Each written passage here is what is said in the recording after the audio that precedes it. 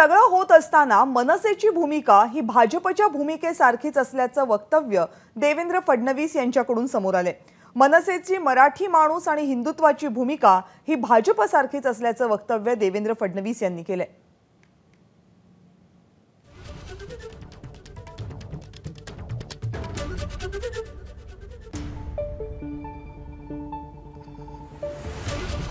मनसेने जी काही व्यापक भूमिका घेतलेली आहे ती भूमिका आमच्या विचाराशी विसंगत नाही आहे। क्षेत्रीय अस्मिता जी आहे ती आम्हाला मान्यच आहे। महाराष्ट्रात राहून मराठी माणसाबद्दल बोलणं